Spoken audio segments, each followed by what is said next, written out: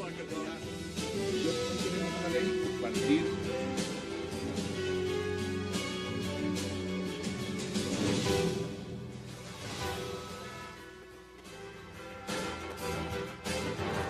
Bienvenidos a 360 grados, una visión global de la noticia, un espacio para debatir sobre todo lo que sucede en Colombia y en el mundo. Empezaremos hoy 360 hablando de un estudio en Reino Unido que dice que fumar marihuana es más saludable que consumir comida chatarra y que por esto hay que legalizarla.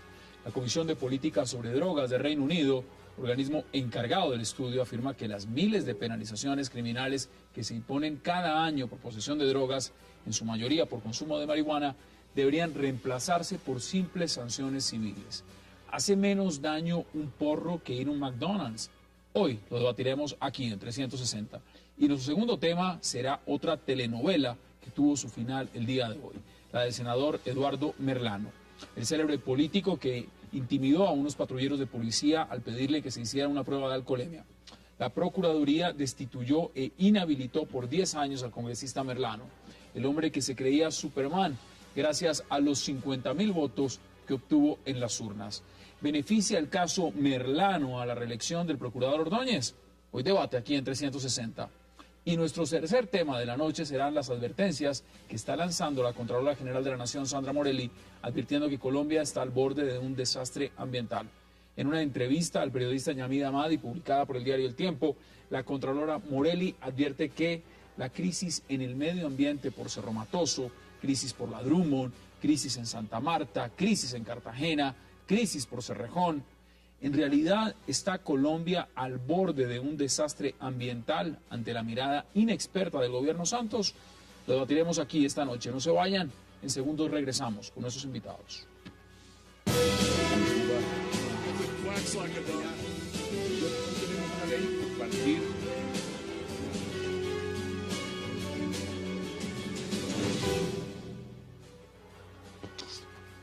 Y arrancamos de inmediato este debate sobre la marihuana en Reino Unido, y para eso le doy la bienvenida a Philippe Bollon, a Óscar Ortiz. Caballeros, bienvenidos y qué placer que hayan aceptado esta invitación. Muy buenas noches, César. Buenas noches, gracias.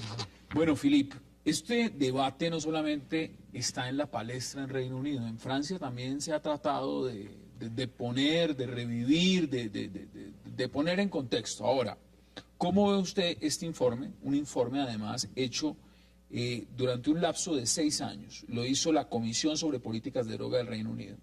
Y prácticamente está diciendo que hay que despenalizar la marihuana. Despenalizar, no legalizar. Exacto. Es decir, bueno, tomando el caso de Francia, Francia es un país atípico porque Francia representa mucho más drogados que Inglaterra. Estamos hablando de 7% en Inglaterra, que es el promedio europeo. Francia, de los 15 a 16 años, son más o menos 24%. Y la semana pasada el ministro de Educación relanzó el debate, que fue una crisis, justamente el primer ministro tuvo que entrar. Francia es el país que más, ¿cómo se llama?, desautoriza la droga. Estamos hablando de casi 10% de la gente que está en cárcel es por consumo o tener posesión de droga. Es un fenómeno muy grave.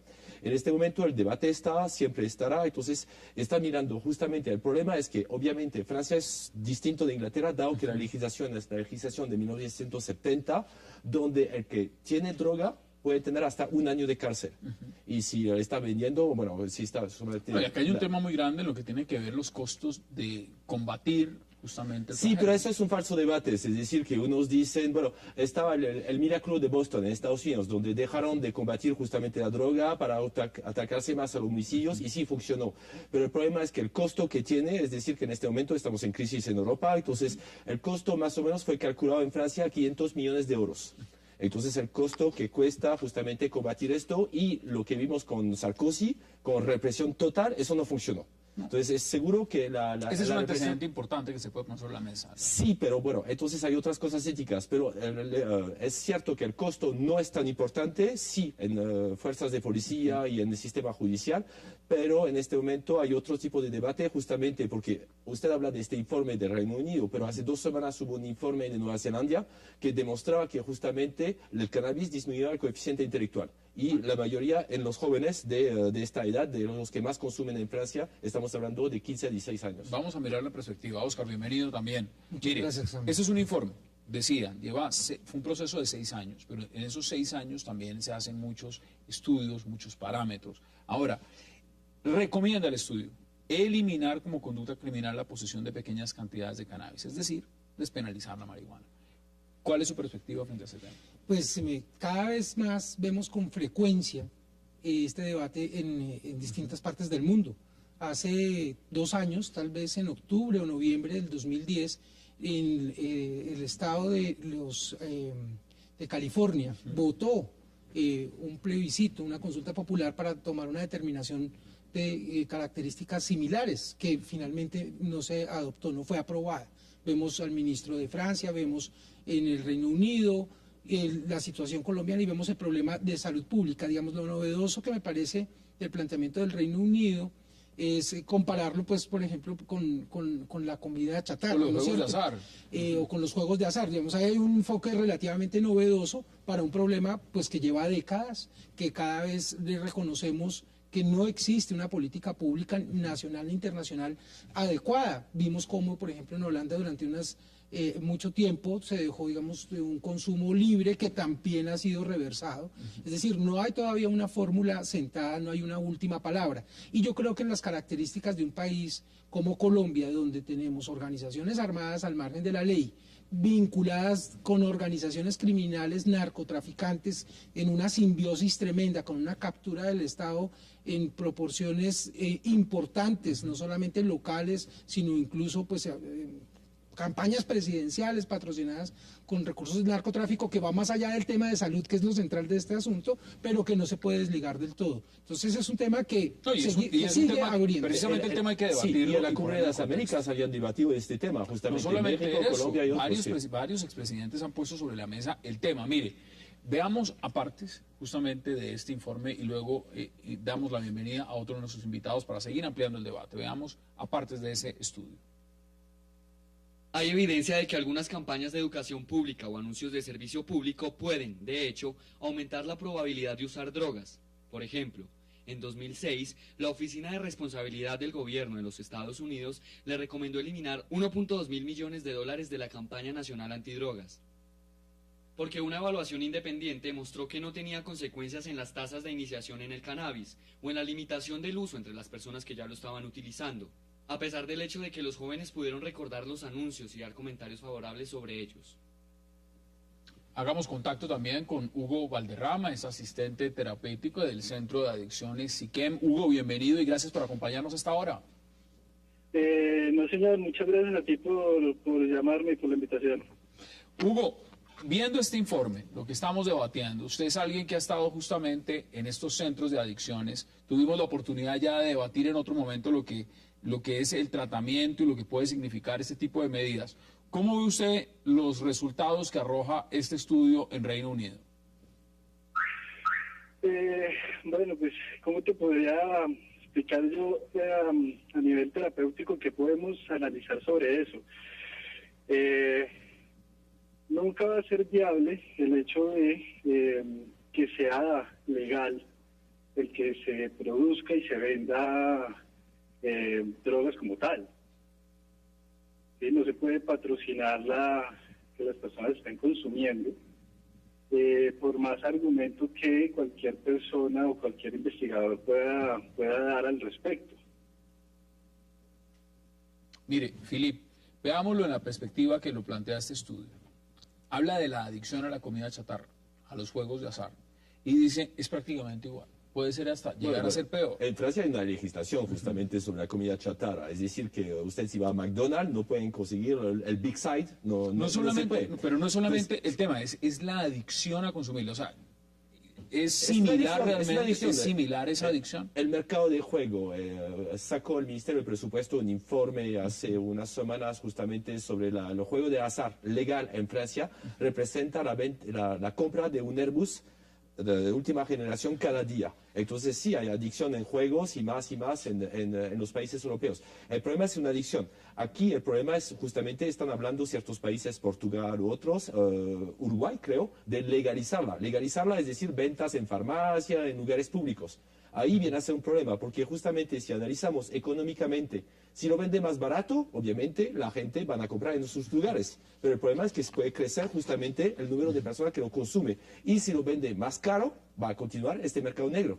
Entonces no creo que haya resultado. En este momento el problema es que hay una ineficacia de la lucha contra la droga. Ningún país sabe cómo hacer. Estados Unidos tenía prohibición ¿cómo se llama?, de alcohol durante un momento. Se dieron cuenta que cuando sacaron la prohibición, la mafia continuaba. Y no creo si legalizamos la droga a nivel mundial, que sea las drogas duras como la cocaína en Colombia, va a resolver problemas de los conflictos armados, porque siempre encontrar otras cosas de blanquear o de negociar. Puede ser trata de blancas, puede ser justamente otros productos. Claro. Mire, tengo que hacer una pausa. Le quiero agradecer a Hugo Valderrama. Gracias por habernos acompañado. Hagamos una breve pausa y ya regresamos en 360 para seguir debatiendo lo que es este informe, un informe publicado por la Comisión sobre Política de Drogas en Reino Unido, y habla de despenalizar la marihuana, comparándola y diciendo que tiene los mismos efectos de adicción que la comida chatarra o los juegos de azar.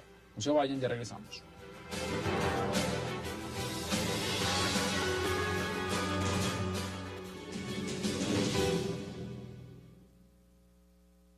Hay evidencia de que algunas campañas de educación pública o anuncios de servicio público pueden, de hecho, aumentar la probabilidad de usar drogas. Por ejemplo, en 2006, la Oficina de Responsabilidad del Gobierno de los Estados Unidos le recomendó eliminar 1.2 mil millones de dólares de la campaña nacional antidrogas, porque una evaluación independiente mostró que no tenía consecuencias en las tasas de iniciación en el cannabis o en la limitación del uso entre las personas que ya lo estaban utilizando, a pesar del hecho de que los jóvenes pudieron recordar los anuncios y dar comentarios favorables sobre ellos. Regresamos a 360. Mire, Oscar, el informe A Fresh Approach to Drugs se llama, dice, asegura que es obvio que hay riesgos. Nadie va a negar que hay riesgos. Sin embargo, dice, son moderados y la sociedad puede aceptarlos, y hace énfasis, tal como lo hace con la comida, basura o con el juego. ¿Es eso aplicable acá? Pues a mí me parece que vale la pena hacer una reflexión frente a esa afirmación, porque uno no sabe si lo que se está diciendo es que la comida chatarra y otras adicciones como al juego son tan graves como consumir marihuana, o que consumir marihuana es tan grave como consumir hamburguesas. Yo creo que, digamos, una primera impresión da la idea de que probablemente entonces lo de la marihuana no es tan grave, y yo creo que no podemos, quedarnos en esa comparación, simplificarlo de esa manera. Hay un tema muy interesante. Los estudios en Estados Unidos que más preocupan, digamos, en el tema de salud, que cuesta billones a los estadounidenses, es el tema de la obesidad. Sí. El tema de la obesidad. Y el tema de la obesidad representada justamente en la manera compulsiva, como parte de la sociedad moderna, solo come comida chatarra. Solo se alimenta a base de comida chatarra. Y los costos tan elevados que eso representa para el Estado, para la sociedad y por supuesto para la salud. A nivel de salud pública estoy de acuerdo, es decir, que puede ser más peligroso justamente la sal y el azúcar que el cannabis. Entonces, eso puede ser. El problema es que los efectos que no son de salud pública, son efectos sobre las personas mismas, pérdida de memorias, el estrés, entonces todo lo que puede generar que son peligrosos. Es decir, que una persona que está bajo cannabis, y estamos hablando en Francia, son 1.200.000 personas que consumen más de 10 veces al mes, y unos que consumen 3 a 4 veces por día. Entonces estamos hablando de esa gente que hay pérdidas de memoria, lo que dijo el informe de Nueva Zelanda.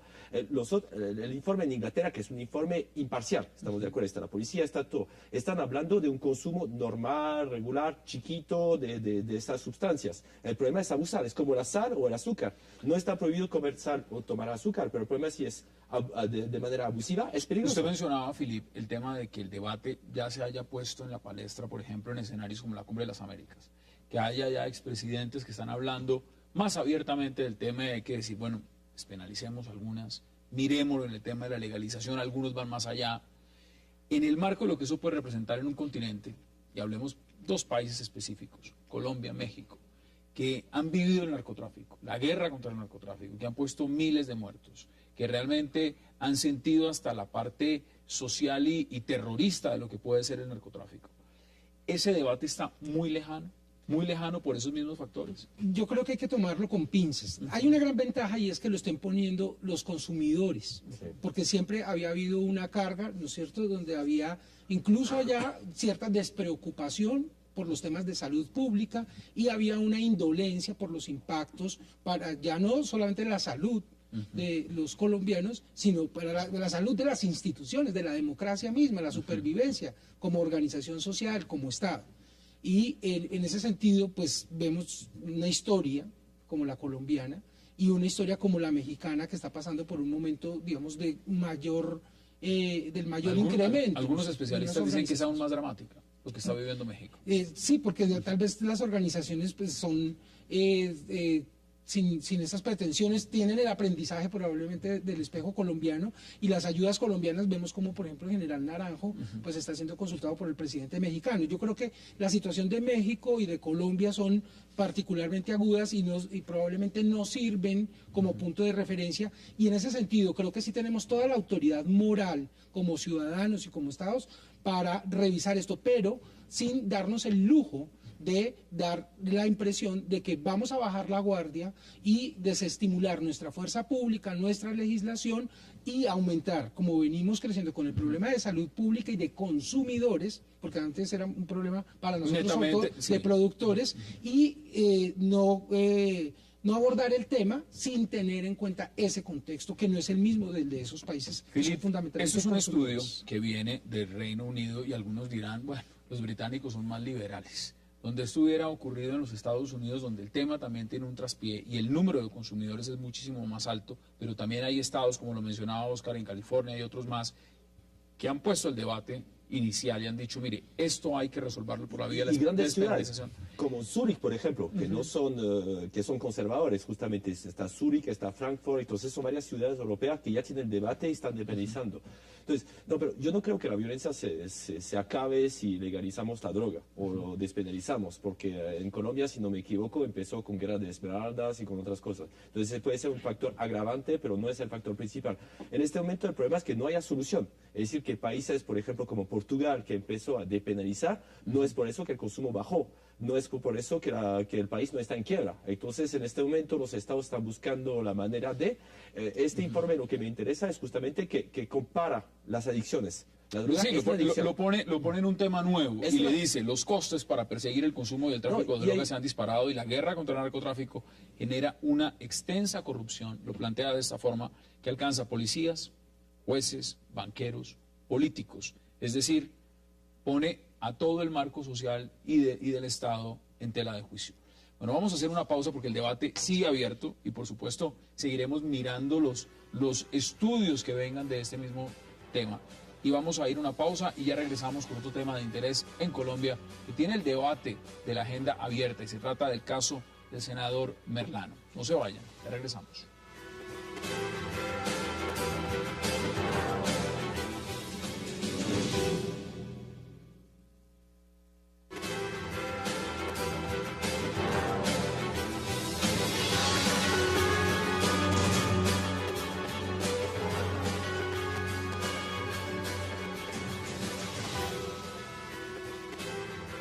Regresamos a 360 grados con el caso del ex senador Merlano. Ahora, Oscar, en este caso, y usted como SAR Anticorrupción tiene un criterio también muy especial en este tema, la Procuraduría General destituyó e inhabilitó por 10 años para ejercer cargos públicos al senador Eduardo Merlano. Pero lo interesante del tema, Philip, es que considera que incurrió en una falta disciplinaria gravísima, a título de dolo por los hechos ocurridos esa madrugada, justamente cuando se negó a practicarse esa prueba de alcoholemia. ¿Era de esperarse esta condena? Sí, con impaciencia. Nuestra Constitución y la ley disciplinaria establecen la posibilidad para que se adelante un proceso verbal cuando hay pruebas muy contundentes y faltas muy graves, como es en este caso. Creo que es de una potencia pedagógica enorme. Y algunas personas piensan que justamente, y eso es lo discutible, y es donde yo creo que puede sacársele provecho para la construcción de nuestra democracia, de que esa es una conducta más o menos usual y no tan grave, Y en eso radica, a mi manera de ver, Ahí es donde usted ve la importancia, La justamente importancia, de lo que hizo la Procuraduría. porque es usual, se supone, para muchas personas que una persona elegida popularmente puede alegar en su favor esa condición para que no se le aplique la ley o para obtener un trato privilegiado. Sentirse un ciudadano por encima de la ley, Exacto. de primera Excluido. categoría, por encima de la categoría, mejor. Excluido, privilegiado, porque es el que hace la ley. Y él, eso es lo que hace. El video, como lo recordamos todos, de mayo de este año, hace 5 meses, el senador, su principal argumento para negarse a prestar el informe de alcoholemia es que es una persona elegida popularmente, que tiene 50.000 votos, que en realidad además no era cierto. Fueron más las personas que se agruparon en @renuncie-senador, que llegó casi a 90.000 seguidores y que hizo un trabajo muy juicioso, la persona que manejó esta cuenta con una gran disciplina. Entonces hay una gran potencia para los propios servidores públicos y para los ciudadanos que no podemos excusar, porque también he visto un poco el síndrome del pelafustano, del gamín, de cójanlo, y ahora suelten, están diciendo no, pero 10 años por semejante, pues eso lo hace cualquiera. Dice, eso es grave para un ciudadano, pero para un legislador, Aún más. aducir la condición de ser legislador para que no se le aplique la ley es absolutamente grave. Y además, de manera alevosa, amedrentó a quienes estaban Ese es otro de los temas que quiero que podamos debatir. obligados a... Filip, ¿era de esperarse? Bueno, como acaba de decir mi colega, justamente es importante esta parte pedagógica, es decir, que él confundía justamente el pueblo con Dios. Entonces fue elegido, no fue por Dios, por el pueblo, entonces el representante tiene que representar, y aquí él pasaba encima de la democracia como un señor feudal. Entonces es bueno justamente que le enseñe democracia a los elegidos aquí en Colombia, que muestra que no están encima del pueblo, que son los que tienen que dar la cara, que mostrar. Quiero felicitar a las Fuerzas Armadas y la policía en particular por el trabajo que está haciendo en Colombia, y aquí lo vimos en el video de justamente el mes No, de lo mayo. intimidaron, me refiero, intimidó el senador Merlano, los mismos patrulleros que lo estaban, sencillamente que lo detuvieron, le estaban diciendo, mire, hay que hacerse la prueba de alcoholemia. O sea, acá hay un marco importante y usted lo pone en contexto, dice... Es una potencia pedagógica, el tema de fondo. Démosle la bienvenida también a Fabio Umar, es abogado penalista, nos acompaña vía Skype. Abogado Umar, Fabio, bienvenido y gracias por acompañarnos. Muchas gracias, como siempre, a ustedes por invitarme. Pido excusas por no poder asistir, pero las ocupaciones pues me lo impiden. Lo entendemos perfectamente. Los que están dedicados al derecho penal prácticamente viven en los tribunales. Antes sacan tiempo para venir a los estudios de televisión. ¿Cómo ve usted el caso porque siento que Cable Noticias es mi casa. Muchas gracias. ¿Cómo ve usted este caso y cuál es el procedimiento? Es decir, aquí la Procuraduría General lo destituyó por 10 años. Aquí la vida política prácticamente ya se acabó. Ahora, hay un mecanismo de apelar. ¿Qué viene en este proceso para el ex senador Eduardo Merlano? Sí, claro que sí. Y yo, pues, tal vez oyendo a los invitados que están en el estudio, coincido con ellos en que eso estaba cantado. Tenían una prueba muy contundente, que era la grabación de los policías. Era de esperarse esta inhabilidad y esta destitución. El proceso que utilizó para destituirlo solo permite que se interponga el recurso de reposición, que es el recurso que se interpone ante el mismo funcionario que profirió la decisión. Recordemos rápidamente que hay 2 tipos de recursos, básicamente, el de reposición y el de apelación. El de apelación es ante el superior y el de reposición ante el mismo funcionario, que profirió la decisión. Es de esperarse, por supuesto, que la decisión sea ratificada por la procuradora que profirió la decisión. Una vez en firme esa decisión, el señor Merlano tendrá la posibilidad de demandar ante la jurisdicción de lo contencioso administrativo la decisión proferida por la Procuraduría el día de hoy. Mire, acá hay un tema político, porque estamos hablando también de una coyuntura, y es lo que significa la reelección del procurador Ordóñez. Muchos han dicho que sus fallos también, en alguna medida, ese talante de disciplina, ser tan contundente, le va a terminar favoreciendo. ¿Usted qué dice al respecto? Pues Yo no creo que la decisión en este caso, porque me parece que no admite mayor controversia, allá sí pueda alguien decir que está inspirada o motivada con el propósito de obtener unos efectos políticos, con el propósito de la reelección de Hay presión, del digamos, por lo procurador. menos un caso que ha sido muy mediático, es un caso también donde se ha ejercido una gran presión y la presión está dentro del marco de la opinión pública. ¿Eso ha jugado también en la decisión de la Procuraduría? Yo creo que de manera muy importante. Este es un caso del siglo XXI. Un policía, en este caso sí, un servidor público, pero con una cámara que ahora cualquiera... Todos la tienen en un celular. la tenemos Que tenga en un un celular tiene bolsillo. una cámara, sí. Fue captado por medio digital, fue divulgado por las redes sociales y en menos de una semana casi 90.000 personas, casi el doble de los votos que él decía tener para haber llegado a esa curul, se organizaron para hacerle seguimiento a cada una de las diligencias, alegatos, y me parece que fuera de la cuestión tecnológica y de las redes sociales y del Twitter, es también la expresión ciudadana directa, sin intermediarios, frente a las autoridades, inspirada en valores ciudadanos, haciendo valer el interés público. Entonces, en ese sentido, sí hay un alcance político. Y efectivamente, en medio de esta elección, yo creo que pues se comprueba una vez más que con el régimen vigente, este procurador sí ha demostrado fehacientemente, creo que llega casi a 2 docenas de congresistas que han sido destituidos por este procurador. Entonces, en esa materia, creo que digamos, si fuera la primera... No, de las evidentemente vienen varios en serie. Pero durante los 4 años, que así ya completa, ha habido decisiones sin distinción de tinte político. Ya le voy a dar la palabra a Filipe. Veamos exactamente qué dijo la Procuradora en este caso y veamos apartes de lo que fue la parte resolutiva y, por supuesto, donde se dio sentencia. En efecto, así como en otras ocasiones, las decisiones disciplinarias se han caracterizado por tener en cuenta algunos criterios para imponer sanciones con todo el rigor, porque así la ley disciplinaria lo permite. De la misma manera, y en esta ocasión, la Sala no encuentra ninguna imposibilidad para que al disciplinado se le aplique el término mínimo de ley fijado como inhabilidad general contenido en el Estatuto Disciplinario. En consecuencia, la sanción a imponer al señor senador Eduardo Carlos Merlano Morales será la de destitución y la de inhabilidad general por el término de 10 años. Filipe, me parece muy interesante porque usted es experto en el tema de redes sociales. Y aquí lo ha citado 2 veces, Oscar, el marco de lo que significa una cuenta en Twitter que reúne más de 90.000 personas siguiendo este caso, que se manifiestan, y pueden ser muchos más, porque el tema de la opinión pública es muy masivo.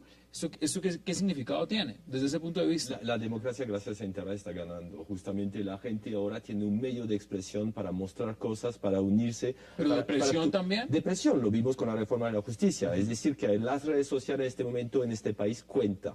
Es decir, lo vimos en España, lo estamos viendo en Colombia, donde justamente la gente ya no se traga culebras tan fácil, la gente empieza a mostrar por Internet, unirse, y justamente aquí vemos que no es dañino, es justamente para la democracia. La democracia está existiendo a través de esa red social, donde la gente está uniendo y mostrando argumentos, defendiendo, haciendo cambiar el país. Entonces, por bien, en este momento las redes sociales están influenciando fuertemente aquí en Colombia. Fabio, ¿esto qué antecedente deja? Por supuesto, desde el punto de vista, no solamente para los congresistas, sino también para cualquier persona, porque aquí se está haciendo una sanción directa contra alguien que ostenta, por supuesto, el grado de congresista y que tendría un estatus, pues evidentemente no frente a la ley, pero sí unos privilegios, por lo menos. ¿Qué antecedentes está sentando con este fallo contra el ex senador Merlano? Pues lo primero que hay que decir es que el procurador ha mostrado su mano durísima contra los actos de indisciplina, por ponerlo de alguna forma. Yo creo que ese es el senador o el congresista número 18 o 20 tal vez, que destituye con inhabilidades durísimas. Recordemos el caso, por ejemplo, de un exministro, Andrés Felipe Arias, creo que está inhabilitado 18 o 16 años para cumplir cargos públicos. Yo creo que la lección que los senadores y en general cualquier funcionario debe aprender es que no está por encima de la ley. Mientras haya funcionarios del talante de la Contralora Sandra Morelli o del Procurador, pues yo creo que los indisciplinados, en términos genéricos, quiero decir esto, los corruptos, las personas que no están apegadas al ordenamiento jurídico, deben tener. Buena hora ha llegado este tipo de funcionarios al Estado colombiano, falta que nos hacía. Pensar que el caso Merlano se hubiera presentado hace 10 o 15 años era absolutamente impensable. Yo creo que las redes sociales han jugado un papel importante, pero ante todo se está haciendo cumplir la ley. El estatuto con que se sancionó al senador Merlano, pues es un estatuto relativamente antiguo, tiene ya muchos años de vigencia, así que el tema era de aplicación, no de que se requiriera tener estatutos más sólidos o más fuertes o más agresivos.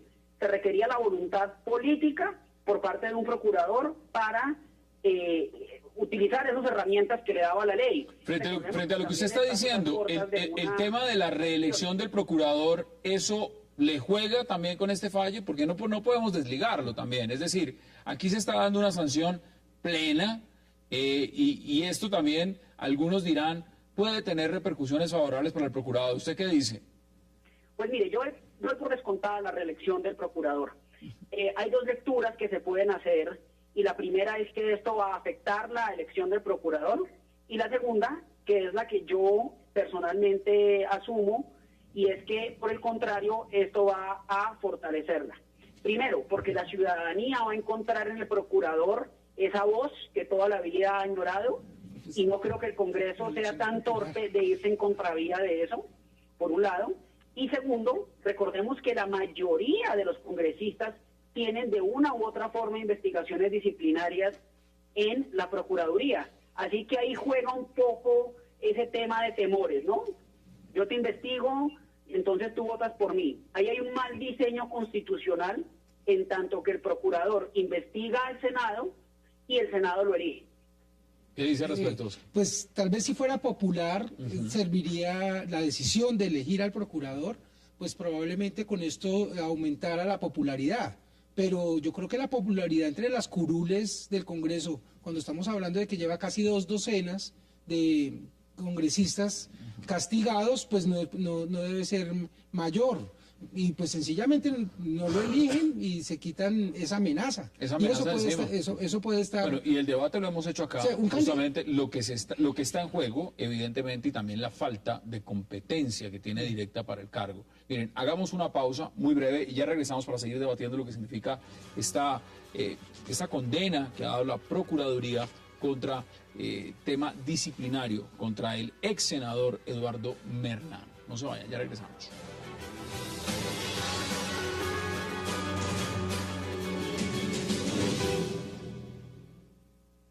De la misma manera es equivocada la apreciación de la defensa cuando nuevamente sostuvo que en este caso procedía la subsanación de la inmovilización, pues se repite que esa subsanación lo era por el no porte de la licencia de conducción, mas no por un posible estado de embriaguez, por las razones que de manera extensa se han venido anotando en esta providencia. En tercer orden y derivado con lo anterior, precisó que la conducta del senador estaba justificada en la defensa de los derechos constitucionales al debido proceso, a la no autoincriminación, al derecho a la intimidad y al derecho al libre desarrollo de la personalidad y expresión, y siempre y cuando que con ello no se incurra en una falta disciplinaria, tal y como ocurrió en el presente caso. Empezamos 360 grados. Oscar, aquí no solamente es el caso del ex senador Eduardo Merlano, la policía también, porque si bien los patrulleros ganaron, también hubo descabezados. ¿Y pasó de agache en alguna medida también? Pues a mí me parece que la reacción del general comandante de la policía de Barranquilla fue correcta en el sentido de presentar su renuncia.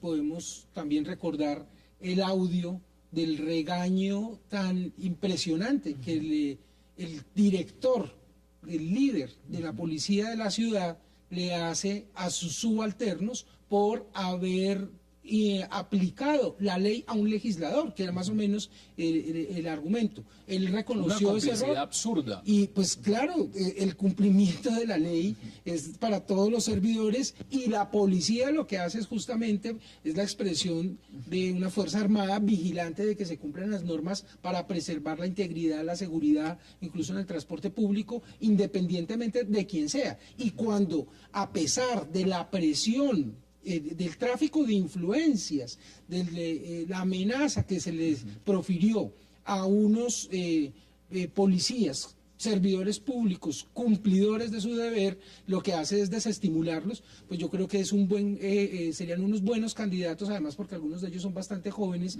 a las medallas anticorrupción que entrega el Congreso de la República. ¿Cierto? Que entrega una que es la Luis Carlos Galán Sarmiento y otra para los más jóvenes, Pedro Pascasio Martínez. Yo creo que sería un buen candidato estos policías para este premio. ¿Qué dice usted, Felipe?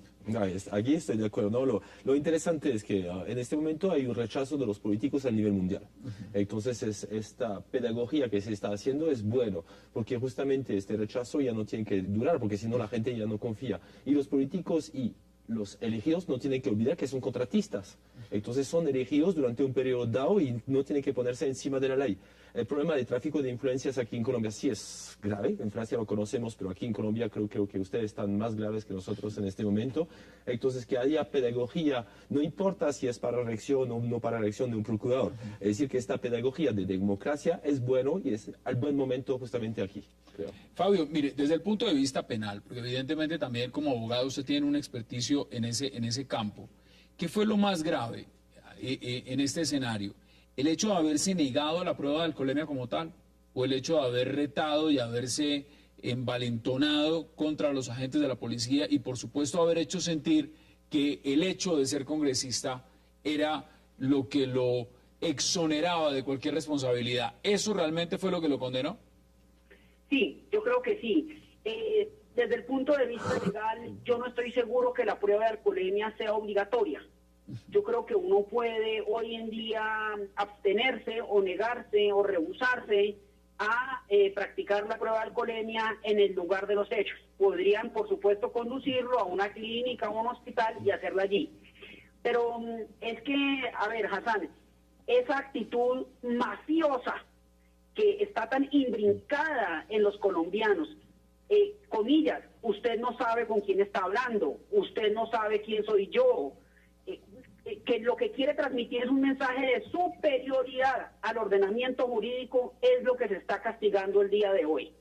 La Procuraduría lo que dijo es, aquí no hay personas, en el caso un funcionario público, el senador Merlano, no hay funcionarios que estén por encima del ordenamiento.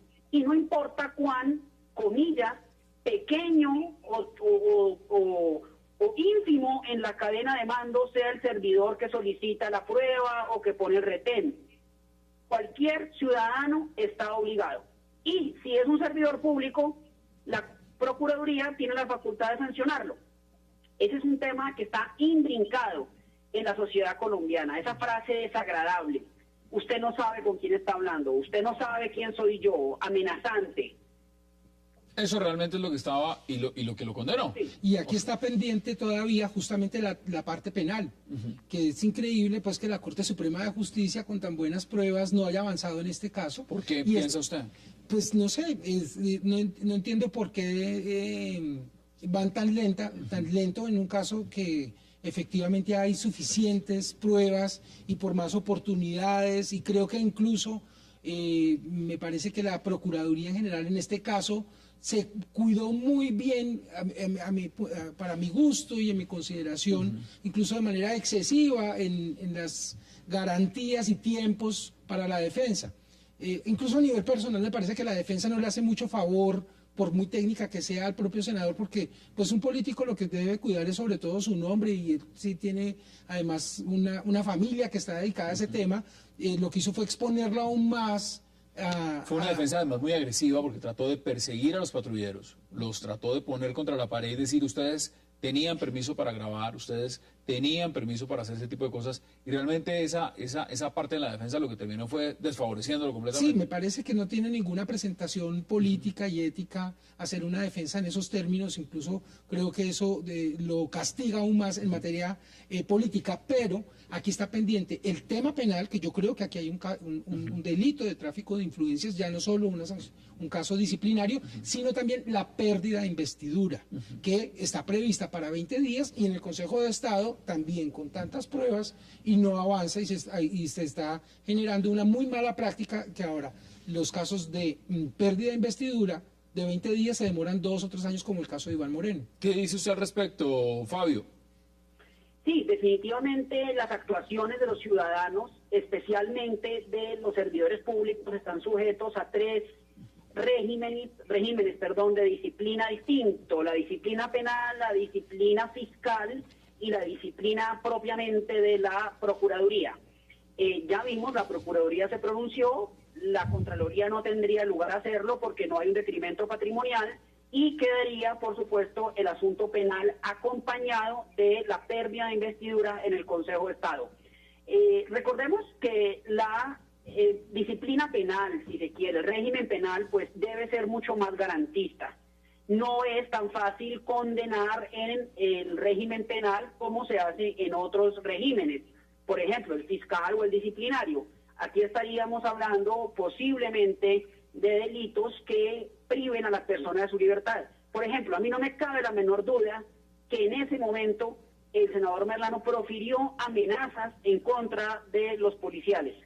Y el delito de amenazas está evidentemente consagrado en el Código Penal. Incluso podría uno hablar del delito de constreñimiento. En esa medida concurro con el otro panelista en el sentido que la Corte Suprema de Justicia debe avanzar en las investigaciones propias penales. Bueno, ahora hay un tema que no podemos dejar de lado, y es el siguiente: ¿quién lo va a reemplazar? Bueno, el sistema nos arroja la siguiente información, y es que en este caso asumiría la curul del senador Merlano Astrid Sánchez Montes de Oca, hermana del excongresista chocoano Boris Odín Montes de Oca, Sánchez Montes de Oca, que ha sido condenado por parapolítica. Es decir, ese es el destino que le espera a esa curul. Sí, parece ser de una familia en otra familia. Filip, ¿cómo ve usted ese balance realmente de lo que significa la clase política en Colombia? Lamentablemente decirlo de esa manera. No, es grave. Es bueno que Colombia y los senadores acaban de recibir una lección de democracia. Eso es, me felicito. Como si les importara a algunos, ¿no? Pero realmente... Falta lo penal y falta justamente hacer una limpieza más de fondo, como decía el otro panelista por Skype, es decir, que hay una mafia que desenterrar, lo sabemos aquí en este país, y eso viene a ser el gran problema. Pero, miren, si uno lo mira en el contexto, usted lo está diciendo, alguien que fue condenado ya, y la herencia sigue en la familia, es decir, y aquí lo que estamos viendo es alguien que viene a ser inhabilitado, que va a perder justamente la investidura, y uno esperaría que quien hereda el cargo evidentemente sea la persona más calificada, y sin embargo viene con algunos antecedentes y con algunos tintes. ¿Eso es garantista realmente en el legislativo? Pues digamos, hay una responsabilidad del partido, porque cómo se integran las listas y además cómo efectivamente la gente vota. Digamos, un comportamiento tan reprobable como el del senador Merlano, que hoy recibe castigo y que la gente efectivamente expresó su indignación constructiva alrededor de este caso, no debe paralizarnos, sino que debe al contrario servir de entusiasmo y de aliciente para demostrar que sí hay victorias a través de estas indignaciones, que sí se tiene poder a través del teléfono celular y de las redes sociales y de la presión. Hay expresiones como esta sucesión, ¿no es cierto?, el partido y cuáles son los criterios a la hora de integrar sus listas, pero la gente muchas veces le exige a los políticos que se comporte así para obtener una ventaja a la hora de llegar a una curul, que le otorgue un contrato, un puesto, una gestión privilegiada. Y por otra parte, creo que esas expresiones incluso tienen reflejo gravísimo desde desde el año 2011 en nuestra propia Constitución. Yo creo que podríamos lanzar la campaña de desmerlanizar la Constitución. Hay una norma desde el año 2011 que le permite a los congresistas legislar en beneficio propio, y eso fue el antecedente para que se expidiera la reforma a la justicia. Yo creo que como un paso más allá del caso Merlano, debiéramos desmerlanizar e impulsar y hacerle seguimiento al proyecto que deroga esa reforma. Usted ya acuñó, como muchos, el término, desmerlanizar. Ahora vamos a hacer una pausa. Quiero agradecerle a Fabio Umar, abogado penalista, por habernos acompañado. Gracias, Fabio, como siempre, un verdadero placer. Con todo gusto, cuando necesiten, y me siento en mi casa. Maravilloso. Vamos a hacer una pausa porque al regreso entraremos a debatir y analizar también las declaraciones de la Contralora General Sandra Morelli en cuanto a la grave crisis ambiental que, dice ella, está a punto de ocurrir en Colombia. No se vayan, ya regresamos con ese debate.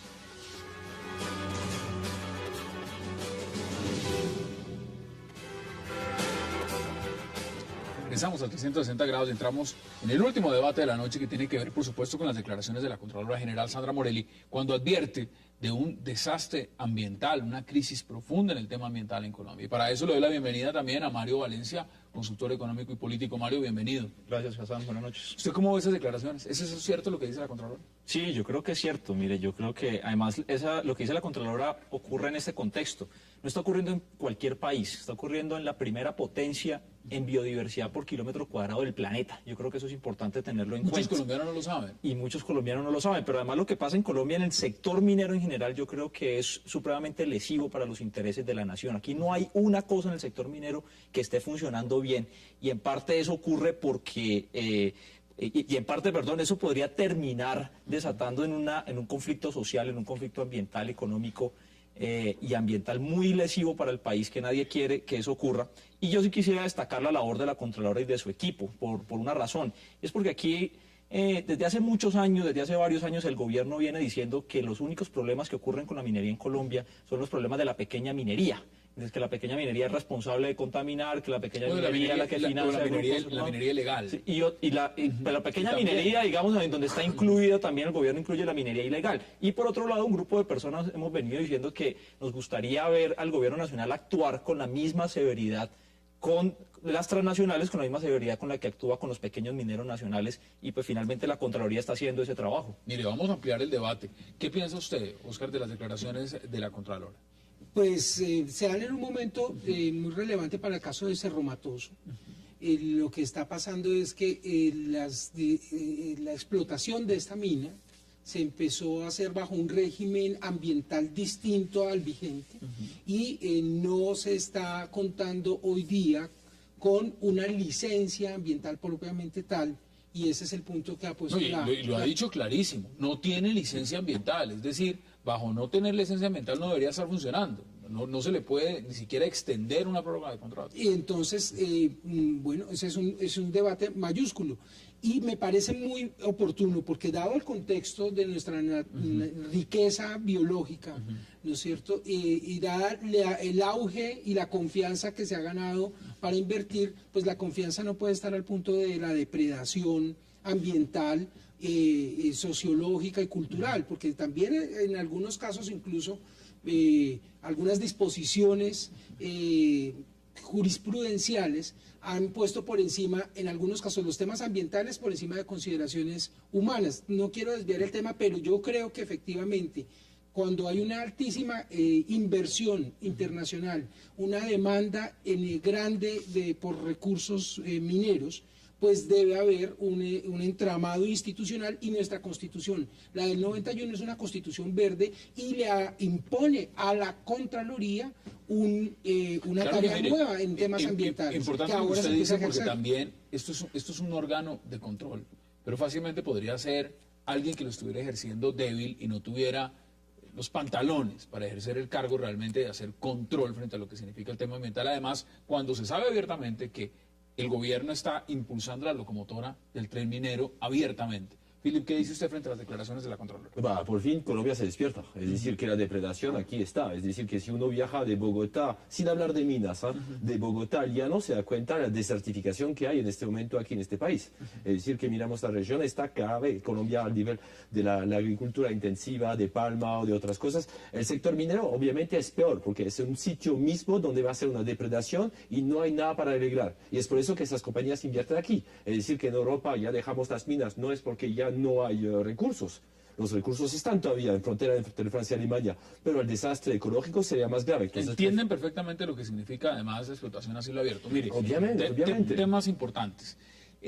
¿Cómo ven ustedes la coyuntura? Porque no solamente la Contralora denuncia esos temas, sino que la emprende directamente contra el Ministerio de Medio Ambiente y contra el ministro. Es que la Contralora tiene razón, es decir, empresas como Cerromatoso, lo mencionaba Oscar, que ocurre en ese contexto, esa empresa, BHP Billinton, que es una empresa la que opera Cerromatoso, esa empresa no tiene licencia ambiental por una razón muy sencilla. Cuando esa empresa se le da el permiso ambiental en el año 82, después en el año 93 cambia la legislación y se le exige a todas las empresas que tengan un plan de manejo ambiental y una licencia que esta empresa no tiene. Esta empresa ha venido actuando a través de actos administrativos, pero no tiene como tal una licencia ambiental. Pero además lo que dice la Contralora es que BHP Billinton viene incumpliendo sistemáticamente con lo que debe hacer en materia ambiental, que no cumple ni el 10% de lo que debería hacer. Pero en no materia debería ambiental. estar el Ministerio de Medio Ambiente justamente. Es que uno lo que esperaría es eso. Justamente lo que uno esperaría es que no fuera la Contralora ya cuando las cosas han ocurrido, ya cuando el desastre ambiental ya se ha causado, que actuara, sino que el Estado controlara a estas empresas, ejerciera un control, una veeduría, una fiscalización permanente a esas empresas, que es lo que no está ocurriendo hoy, es una de las críticas que se le hace al gobierno. No hay control de parte del Estado, ni en materia de regalías, ni en materia de impuestos para esas empresas, ni en materia laboral, y mucho menos en materia ambiental. ¿Desde cuándo? No es este gobierno, estamos hablando de gobiernos anteriores también. Sí. Es decir, que este control, el problema es que también lo quieren poner a la escena político, que es actual, pero esto viene justamente desde hace tiempo. ¿Ustedes creen que hay un problema? Y el problema radica estructuralmente en la misma posición de que hay un Ministerio de Medio Ambiente que forma parte del Ejecutivo, que evidentemente es una cuota del gobierno, porque funciona para el gobierno, le rinde cuentas al gobierno, pero que eso lo limita extremadamente, es decir, porque no puede ir en contravía de los mismos intereses de lo que diga el presidente, de lo que diga el gobierno,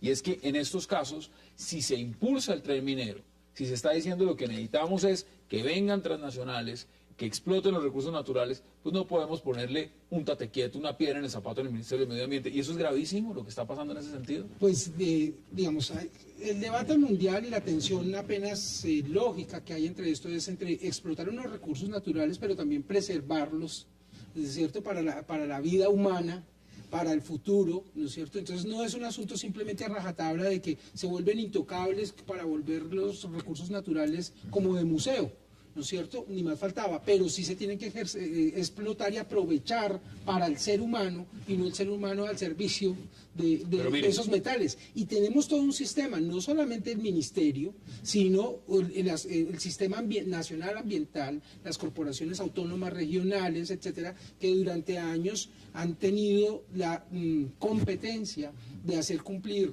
estos requisitos, vigilarlos, etcétera, y por otro lado, como lo decía muy bien Mario, hacer también muy bien las liquidaciones sobre lo que el Estado colombiano debe percibir, no solamente si está pagando lo suficiente o no, sino sobre lo que se debe liquidar, se debe hacer de manera correcta. Yo hace unos años pedí la destitución y la suspensión incluso del alcalde de Montelíbano, que recibe miles de millones de pesos y hay unos casos de corrupción enorme, pero hay iniciativas de empresas a nivel internacional de explotación minera que están pendientes de ver que los estados no se roben la plata que reciben producto de la explotación de estos recursos, pero no colaboran tanto en verificar cómo se liquidan, a ver si los estados efectivamente reciben lo que deben. Veamos declaraciones justamente de la Contralora y volvemos al debate.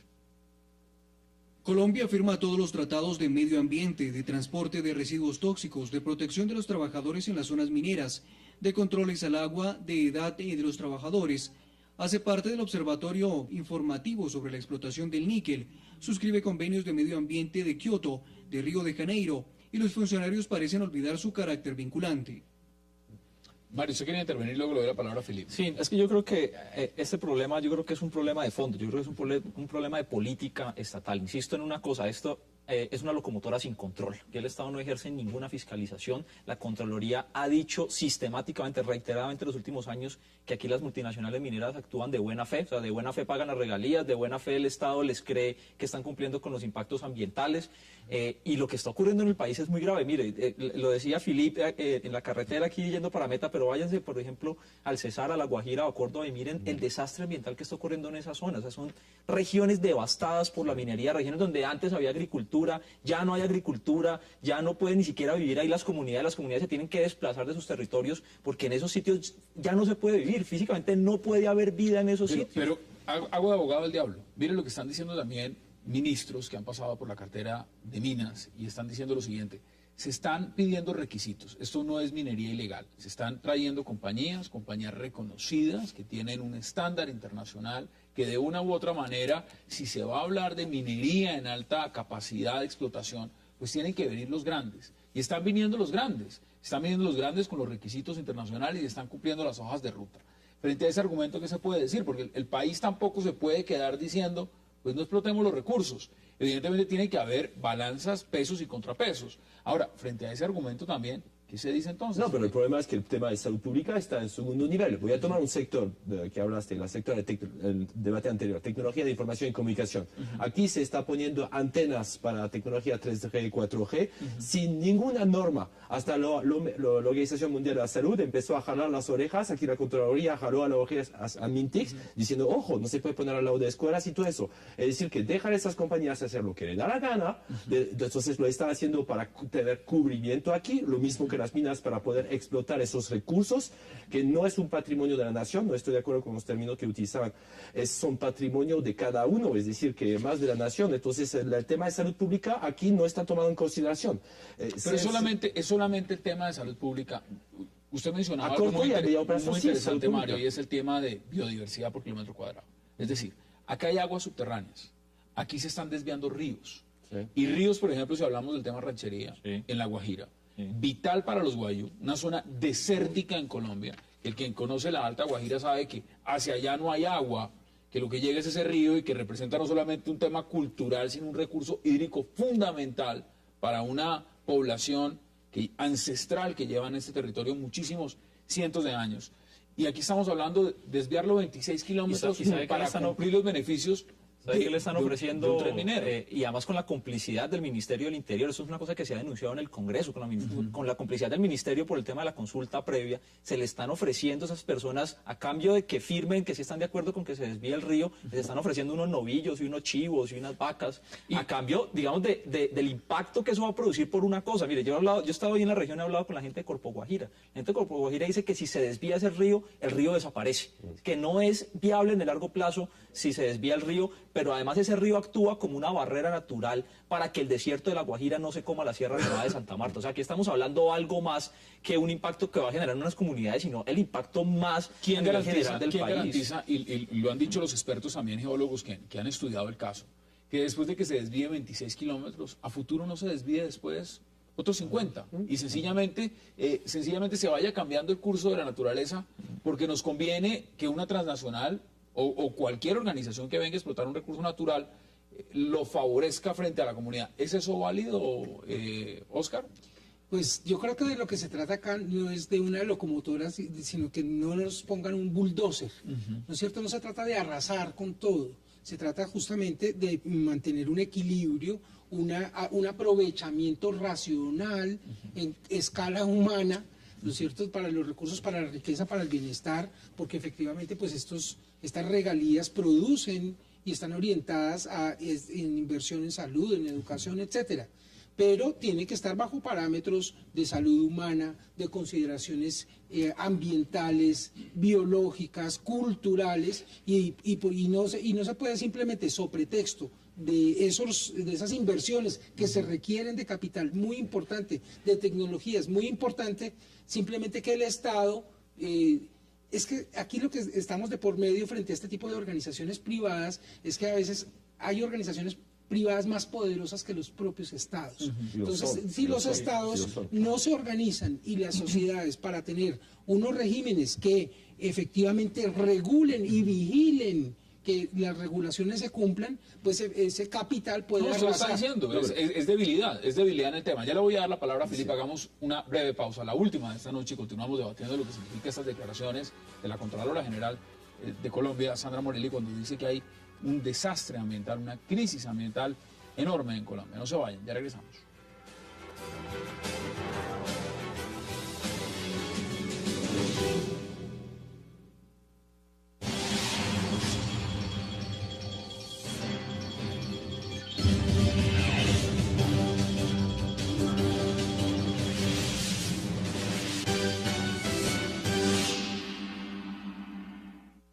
A pesar de los tiempos que vivimos, las familias que nos sentamos juntas a comer cada día, tenemos algo que decirte. Nos reunimos todos en casa, todo lo bueno vuelve otra vez. El cambiar el mundo comienza con 4 patas y un taco. En Coca-Cola creemos que la felicidad también se cocina en casa. Por eso hicimos la primera campaña de publicidad hecha por familias como la tuya. Coca-Cola, las comidas mejor juntos.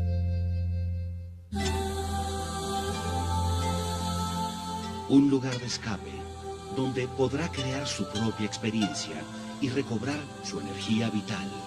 Elixia Spa, con productos profesionales y orígenes marinos, naturales y exóticos, y las más diversas técnicas de masajes. Casa Dan Carton, amabilidad y excelencia con el respaldo de Hoteles Dan.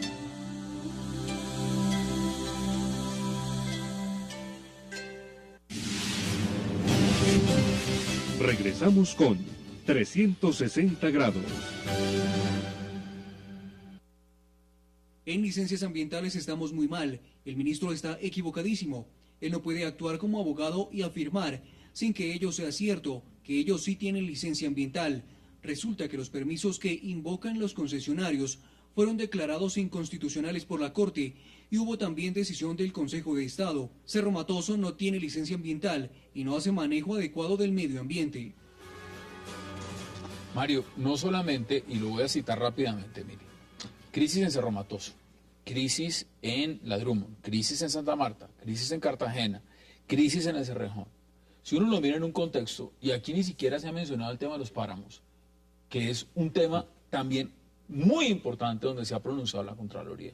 Y ha dicho, ni siquiera ahí estamos teniendo un control sobre algo que Colombia es de los más grandes, sino el más grande en tener páramos a nivel La mitad mundial. de los páramos del mundo Están acá. Y estamos teniendo también ya un profundo tema ambiental frente a eso. Entonces, ¿qué hay que hacer al respecto? ¿Cómo ve usted el escenario realmente frente a lo que significa una política de desarrollo que el gobierno dice es vital el desarrollo económico, pero también donde hay una gran negligencia desde el punto de vista ambiental? Mire, yo creo que el tema es muy complejo y parte de la complejidad del problema tiene que ver con que no hay una política de Estado en esto de minería. Hay un discurso, hay unas normas, hay unas cosas que se están implementando, un discurso que tiene que ver con la locomotora minera, pero no hay una política estatal. Yo creo que aquí nadie sensatamente está proponiendo que no haya minería. Creo que minería debe hacerse, Colombia es un país rico en recursos naturales que deben aprovecharse, pero debe haber un control al aprovechamiento de esos recursos. O sea, que debe ser el Estado el que quien de manera soberana, de manera autónoma, sea el Estado colombiano quien defina,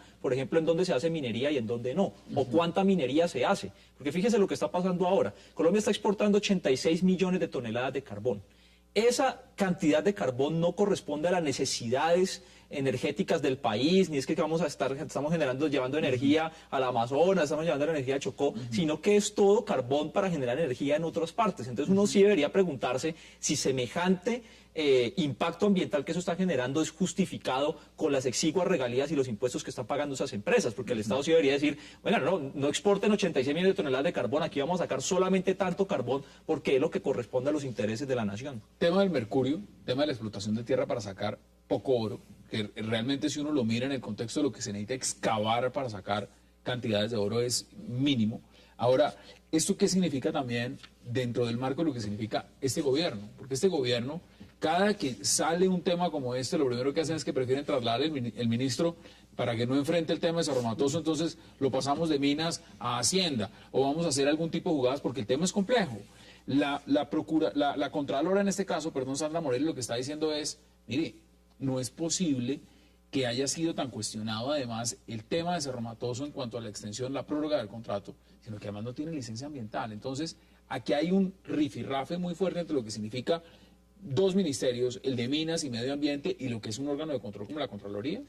Pues, y los términos en los que lo plantea la Contralora es bien delicado, porque ella estaba diciendo directamente que de la Presidencia de la República llamaban para decir que no se metieran con ciertos temas para favorecer la inversión. Y yo creo que efectivamente aquí de lo que se trata es de hacer valer la Constitución y la ley otra vez. Es que aquí no se trata de... Vuelvo y digo, menos mal tenemos esta Contralora, porque fácilmente podría ser otro y sencillamente hace oídos sordos y dice, vamos a hacer lo que diga el gobierno. Y la Constitución del 91 tiene una serie de pautas ambientales muy importantes y un encargo muy especial en el que está en deuda la Contraloría, porque antes tenía una misión de control sobre los recursos monetarios, pero ahora específicamente por Constitución se le ordena una protección sobre los recursos ambientales. Yo creo que efectivamente esto no es el caso de Cerro Matoso, sino, como lo decía Mario, un problema de que no ha habido la construcción de una política y una determinación clara para tener unos incentivos para que haya la inversión necesaria que se requiere para aprovechar esos recursos, pero sin depredar al ser humano, ni las culturas, ni el ambiente. Y eso es lo difícil. ¿Cuáles son las conclusiones? Nos quedan 3 minutos para concluir, cada uno en un minuto. Esos próximos años vamos a ver quién manda aquí, si Colombia es un Estado soberano o como un país africano donde mandan las multinacionales que hacen lo que les da la gana. Porque no estoy de acuerdo que las multinacionales están protegiendo el medio ambiente. Tomando solamente el caso de una empresa francesa que es Total Elfina, podemos ver los desastres ecológicos que están haciendo en África, deshaciendo presidente. Entonces aquí hay que ver justamente que el gobierno no se está pronunciando en este momento quién está mandando este país. O dejamos a Drummond y a sus colegas mandar y dejar hacer lo que le da la gana porque están buscando costos-beneficios. Y vemos que la reparación de los cielos abiertos no están haciendo. En Canadá es una obligación justamente tapar este hueco y no desviar Bueno, hay otro problema con los gases de chistes, pero eso es otra cosa. Pero en este momento, aquí en Colombia, en este momento vemos que menos y menos el gobierno está mandando. ¿Cuáles son sus conclusiones en un minuto? Yo creo que hay una cosa Mario, que dice Filip que es muy importante. Mire, estas empresas están viniendo a hacer aquí a Colombia lo que ya no pueden hacer en Europa, lo que no pueden hacer en Estados Unidos. De hecho, hay un estudio muy interesante en la revista Science de un estudio de impacto ambiental que hacen en los Montes Apalaches. Y ese estudio concluye con una frase de la Fidelidad y dice, oiga, no sigan haciendo minería aquí en los Montes Apalaches, más bien aprovechense que hay otros países en los que sí se está permitiendo hacer estas cosas, entonces no contaminemos acá, pero vamos a contaminar a otro lado. Yo creo que la minería, tal y como se está haciendo en Colombia en estos momentos, es, primero que todo, un mal negocio para el país porque no está produciendo las regalías y los impuestos que compensan el desastre ambiental que se está haciendo. Plazo, el problema es una visión a corto plazista. A corto plazo es bueno porque genera regalías, permite tener estudiantes, pero a largo plazo el desastre ecológico es como un matrimonio para toda la vida con alguien que tiene los días contados. O sea, es un proyecto de desarrollo basado en algo que se va a acabar en los próximos años. Igual las multinacionales en el momento en que se terminen los recursos se van y el daño ambiental permanece en el país. Si Colombia continúa siendo un país de commodities, es decir, que en 20 años Colombia va a ser la crisis tenaz, es decir, que en este momento ya están sonando las campanas y no lo está diciendo cualquiera, no lo está diciendo como lo han puesto en el contexto algunos geólogos y algunos estudiosos del tema minero en Colombia, lo está diciendo la Contraloría General. Si no se prenden las alarmas en este momento, el futuro en este marco es desastroso. Conclusiones en un minuto. Pues yo creo que la respuesta debería ser del propio presidente de la República, porque no es la Contralora habla de los ministros, pero quien finalmente orienta y tiene que establecer la posición definitiva es el propio presidente de la República. ¿Usted cree que hay un demonazo en ese sentido? Pues vamos a ver, yo creo que efectivamente la Contraloría por fin está asumiendo en serio el encargo constitucional de velar por los recursos biológicos de la nación. Mario Valencia, gracias por habernos acompañado y por haber aceptado la invitación. Gracias, Hassan. Óscar Ortiz igual, gracias. Y Filip Bono, gracias por haber aceptado la invitación. Y a ustedes, gracias por acompañarnos. Tenemos una cita mañana aquí en 360 grados para seguir debatiendo la agenda política de Colombia y del mundo con los mejores invitados y todas las posiciones en la mesa. El debate sigue abierto. Hasta una próxima oportunidad.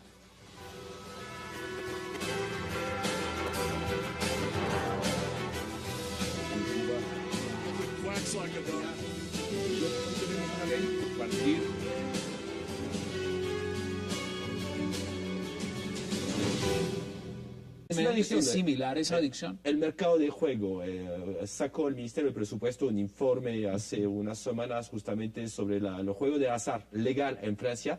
Representa la compra de un Airbus de última generación cada día. Entonces sí, hay adicción en juegos y más en los países europeos. El problema es una adicción. Aquí el problema es justamente, están hablando ciertos países, Portugal u otros, Uruguay creo, de legalizarla. Legalizarla es decir, ventas en farmacia, en lugares públicos.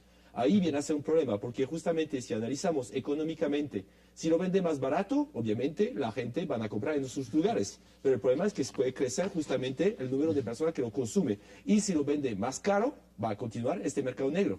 Entonces no creo que haya resultado. En este momento el problema es que hay una ineficacia de la lucha contra la droga. Ningún país sabe cómo hacer. Estados Unidos tenía prohibición ¿cómo se llama?, de alcohol durante un momento. Se dieron cuenta que cuando sacaron la prohibición, la mafia continuaba. Y no creo si legalizamos la droga a nivel mundial, que sea las drogas duras como la cocaína en Colombia, va a resolver problemas de los conflictos armados, porque siempre encontrar otras cosas de blanquear o de negociar. Puede ser trata de blancas, puede ser justamente otros productos. Claro. Mire, tengo que hacer una pausa. Le quiero agradecer a Hugo Valderrama. Gracias por habernos acompañado. Hagamos una breve pausa y ya regresamos en 360 para seguir debatiendo lo que es este informe, un informe publicado por la Comisión sobre Política de Drogas en Reino Unido, y habla de despenalizar la marihuana, comparándola y diciendo que tiene los mismos efectos de adicción que la comida chatarra o los juegos de azar. No se vayan, ya regresamos.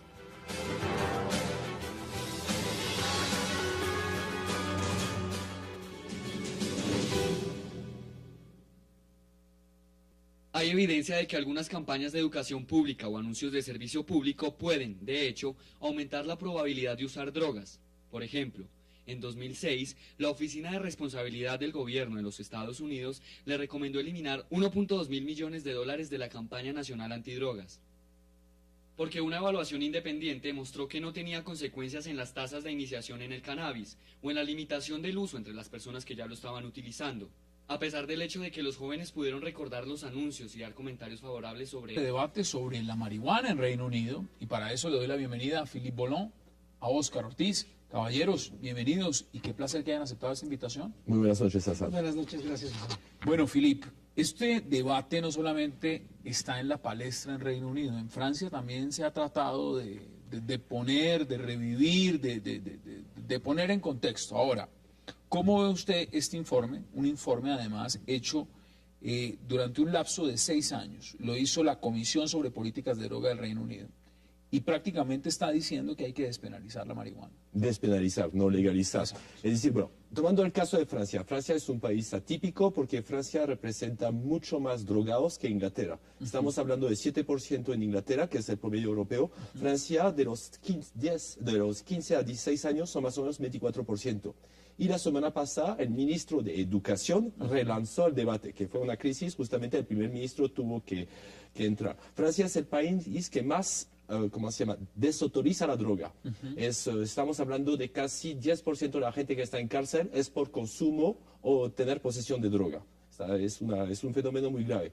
En este momento el debate siempre estará, entonces está mirando justamente, el problema es que obviamente Francia es distinto de Inglaterra, dado que la legislación es la legislación de 1970, donde el que tiene droga puede tener hasta 1 año de cárcel. Y si está vendiendo, bueno, si está... Acá hay un tema muy grande en lo que tiene que ver los costos de combatir justamente... Sí, pero eso es un falso debate. Es decir, que unos dicen, bueno, estaba el milagro de Boston en Estados Unidos, donde dejaron de combatir justamente la droga para atacarse más a los homicidios, y sí funcionó. Pero el problema es que el costo que tiene, es decir, que en este momento estamos en crisis en Europa, entonces el costo más o menos fue calculado en Francia a 500 millones de euros. Entonces el costo que cuesta justamente combatir esto, y lo que vimos con Sarkozy, con represión total, eso no funcionó.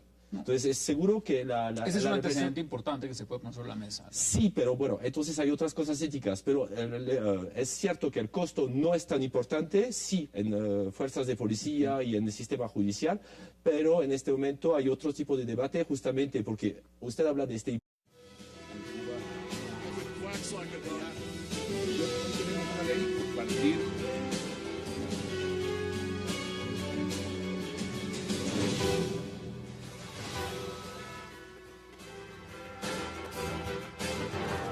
Bienvenidos a 360 grados, una visión global de la noticia, un espacio para debatir sobre todo lo que sucede en Colombia y en el mundo.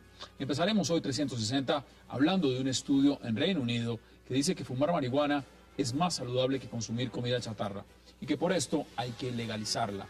La Comisión de Política sobre Drogas de Reino Unido, organismo encargado del estudio, afirma que las miles de penalizaciones criminales que se imponen cada año por posesión de drogas, en su mayoría por consumo de marihuana, deberían reemplazarse por simples sanciones civiles. ¿Hace menos daño un porro que ir a un McDonald's? Hoy lo debatiremos aquí en 360.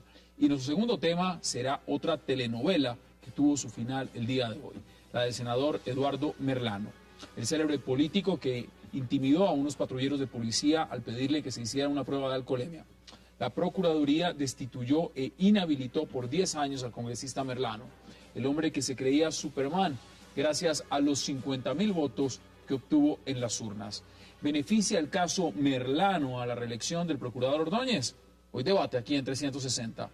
Y nuestro tercer tema de la noche serán las advertencias que está lanzando la Contralora General de la Nación, Sandra Morelli, advirtiendo que Colombia está al borde de un desastre ambiental.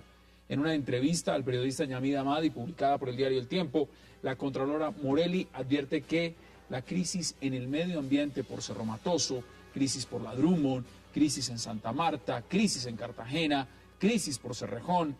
En realidad está Colombia al borde de un desastre ambiental ante la mirada inexperta del gobierno Santos. Lo debatiremos aquí esta noche. No se vayan, en segundos regresamos con nuestros invitados.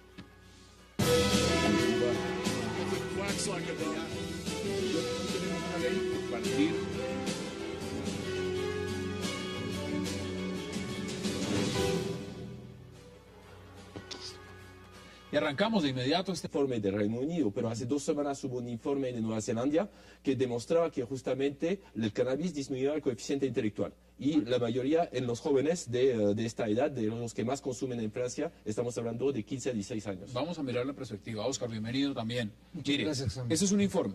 Decían, fue un proceso de 6 años, pero en esos 6 años también se hacen muchos estudios, muchos parámetros. Ahora, recomienda el estudio eliminar como conducta criminal la posesión de pequeñas cantidades de cannabis, es decir, despenalizar la marihuana. ¿Cuál es su perspectiva frente a ese tema? Pues cada vez más vemos con frecuencia este debate en distintas partes del mundo. Hace 2 años, tal vez en octubre o noviembre del 2010, en el estado de California votó un plebiscito, una consulta popular para tomar una determinación de características similares, que finalmente no se adoptó, no fue aprobada. Vemos al ministro de Francia, vemos en el Reino Unido la situación colombiana y vemos el problema de salud pública. Digamos, lo novedoso que me parece del planteamiento del Reino Unido es compararlo, pues, por ejemplo, con la comida chatarra. Con los juegos de azar. O con los juegos de azar. Digamos, ahí hay un enfoque relativamente novedoso para un problema pues que lleva décadas, que cada vez le reconocemos que no existe una política pública nacional e internacional adecuada. Vimos cómo, por ejemplo, en Holanda durante mucho tiempo se dejó, digamos, de un consumo libre que también ha sido reversado. Es decir, no hay todavía una fórmula sentada, no hay una última palabra. Y yo creo que en las características de un país como Colombia, donde tenemos organizaciones armadas al margen de la ley, vinculadas con organizaciones criminales, narcotraficantes, en una simbiosis tremenda, con una captura del Estado en proporciones importantes, no solamente locales, sino incluso pues campañas presidenciales patrocinadas con recursos de narcotráfico, que va más allá del tema de salud, que es lo central de este asunto, pero que no se puede desligar del todo. Entonces es un tema que sigue abriendo. Precisamente el tema hay que debatirlo. Sí, y en la Cumbre de las Américas habían debatido este tema, justamente. No solamente México, eso, Colombia y otros, varios expresidentes han puesto sobre la mesa el tema. Mire, veamos apartes justamente de este informe y luego damos la bienvenida a otro de nuestros invitados para seguir ampliando el debate. Veamos apartes de ese estudio. Hay evidencia de que algunas campañas de educación pública o anuncios de servicio público pueden, de hecho, aumentar la probabilidad de usar drogas. Por ejemplo, en 2006, la Oficina de Responsabilidad del Gobierno de los Estados Unidos le recomendó eliminar 1.2 mil millones de dólares de la campaña nacional antidrogas, porque una evaluación independiente mostró que no tenía consecuencias en las tasas de iniciación en el cannabis o en la limitación del uso entre las personas que ya lo estaban utilizando.